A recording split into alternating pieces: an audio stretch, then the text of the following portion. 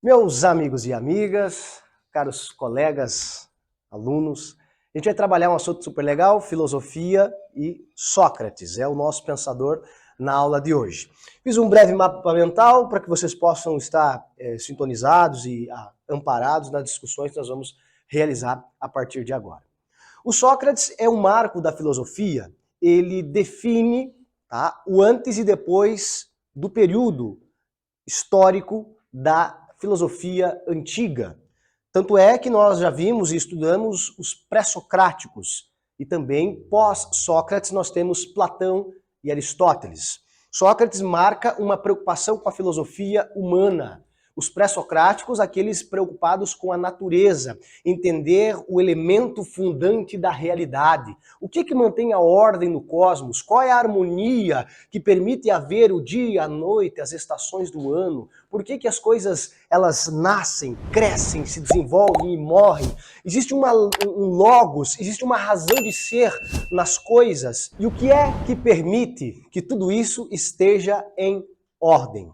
Essa ideia de uma razão de ser das coisas, do logos do universo, nós já percebemos, já estudamos com os pré-socráticos, Tales de Mileto, para ele é a água, o elemento fundante de todas as coisas que possibilita o surgimento e a permanência da vida. Mas o nosso foco, claro, é Sócrates. Sócrates vive no apogeu da filosofia, a Grécia como um palco para a democracia. Nesse espaço, o diálogo é fundamental.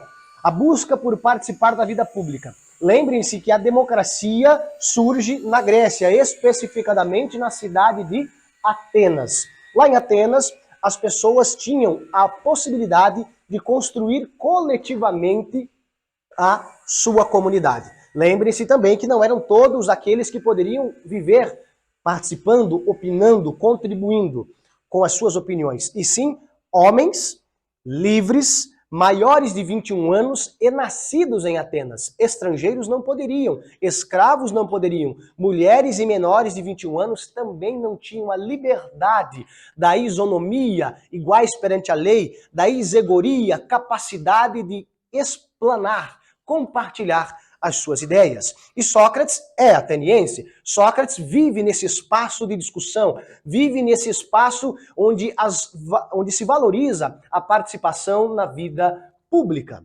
E ele, claro, é influenciado pelos pré-socráticos, pelos seus contemporâneos, ele é influenciado pelo pensamento que reverbera a autonomia, a capacidade de criticar, de pensar de uma forma diferente. Mas tem algo que chama a atenção.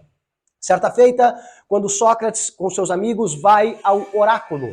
O oráculo era um local onde os gregos buscavam prever o futuro, um espaço onde era possível perceber a possibilidade de mudança, de sucesso e, claro, de perseverar naquilo que as sacerdotisas compartilhavam e diziam.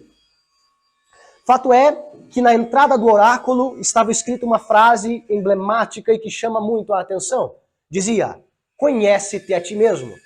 Conhece-te a ti mesmo. Essa é uma frase muito excepcional. Além desse contexto, as sacerdotisas que lá estavam, o Sócrates pergunta e questiona sobre a possibilidade do conhecimento, como é e como seria possível conhecer. E nesse diálogo, a pergunta de quem seria o homem mais sábio de todos, a sacerdotisa vai dizer para ele, Sócrates, tu és o homem mais sábio de todos. E Sócrates se preocupa, por quê? Qual é o sentido? Eu, o mais sábio?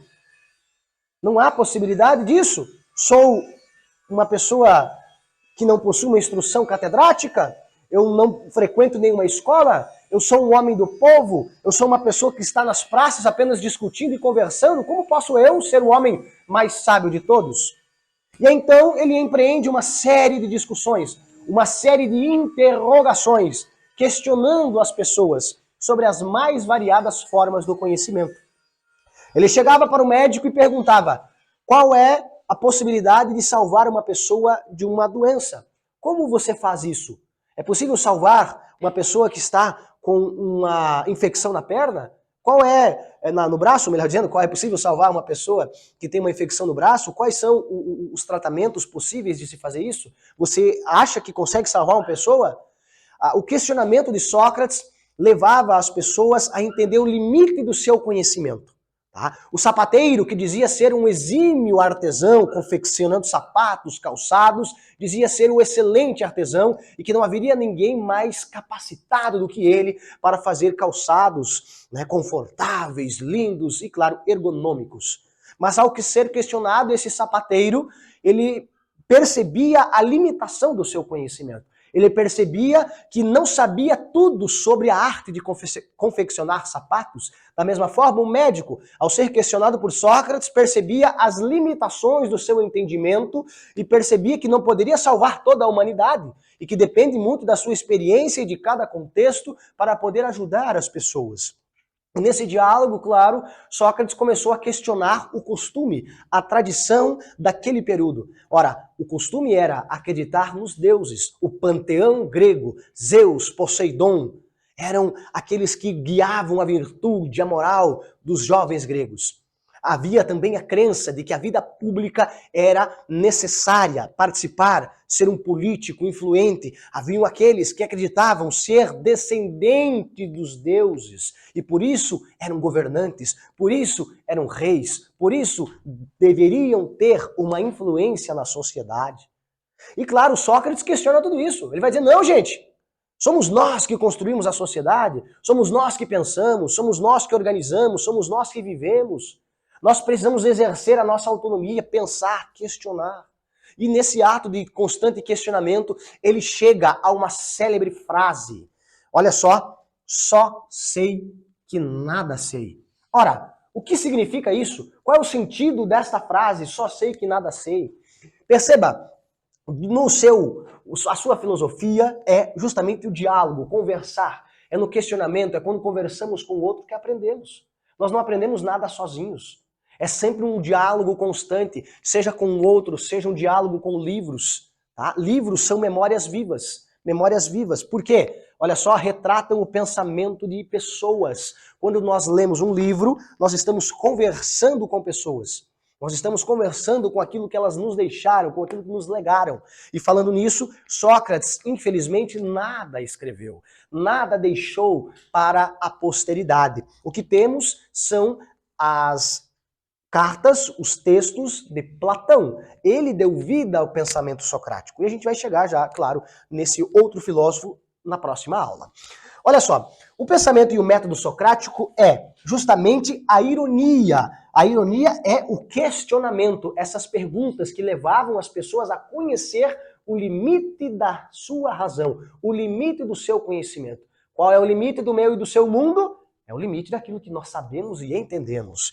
Maiêutica, tá? Maiêutica tem um acento aqui, maiêutica é o método socrático de levar as pessoas a compreenderem a si mesmas. Quando eu e você compreendemos, tá, o limite da nossa razão, é de fato que exercemos a filosofia e a nossa autonomia. Não adianta de nada chegar para você, meu amigo que me assiste, minha amiga, e dizer, você está errado.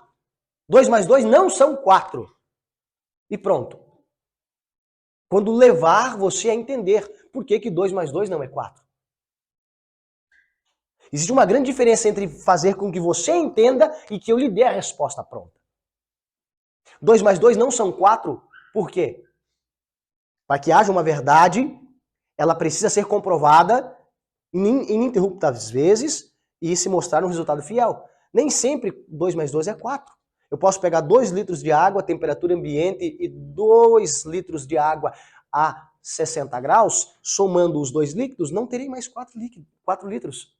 Menos do que 4 litros.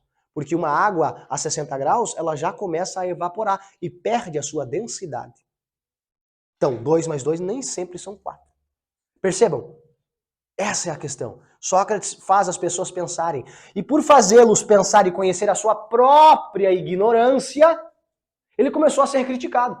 Começou a ser mal visto pela aristocracia, a classe dominante de Atenas. Esta classe, este grupo de pessoas, os donos do poder, começaram a sentir-se ameaçados pela filosofia socrática porque fez e provocou nos jovens e naqueles que o seguiam pensar. Provocou a possibilidade do desenvolvimento de uma autonomia. E quando as pessoas pensam, elas não são mais guiadas por qualquer balela, por qualquer palavra, por qualquer história. As pessoas que pensam, elas, poxa, o caminho não é por aqui? Será realmente que ele está falando a verdade? E Sócrates levava as pessoas a desenvolverem esse processo interno de conhecimento e de desenvolvimento da sua sabedoria, legando, claro, ao processo da reminiscência. Reminiscência é o ato de rememorar. O Sócrates, ele pensava, ele acreditava que a alma humana era eterna e já havia conhecido as formas puras, a verdade total das coisas. E claro, o ser humano ao nascer esquecia-se da verdade, esquecia-se da sua autonomia, esquecia-se do conhecimento puro e carecia então de um auxílio, de um mestre, de um professor, de aquele chamado filósofo, que levaria a pessoa a relembrar a verdade. Por isso, reminiscência é tornar a memória. A verdade, a ideia de justiça, a ideia de sumo bem, é perceptível, é necessário exercer este processo para que a douta ignorância, só sei que nada sei, ela possa existir. Só sei que nada sei não significa que eu não saiba nada, não significa que Sócrates nada sabia. Significa que ele conhecia os limites do seu entendimento. Sabia que ele poderia aprender com qualquer pessoa. Eu aprendo com vocês. Você aprende comigo, eu aprendo contigo. Essa é a chave do pensamento socrático. Porém, Sócrates, digo de novo e repito, foi mal visto, criticado, perseguido e vai ser sentenciado.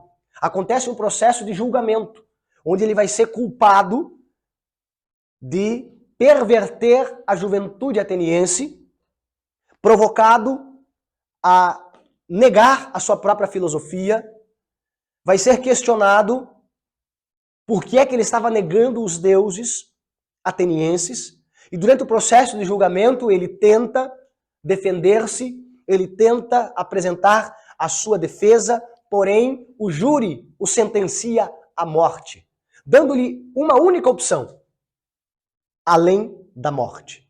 Fugir da cidade, negar a sua filosofia e nunca mais voltar para Atenas. Fato é que ele aceita a sua condenação e diz, como um fiel cumpridor da lei, embora a justiça seja enganosa e desprendida ao bel prazer daqueles que a fizeram, eu aceito a minha condenação. Ele toma a cicuta e antes de morrer diz, uma vida irrefletida não vale a pena ser vivida. Portanto, pense, reflita. Sócrates é o baluarte da filosofia antiga. Um abraço!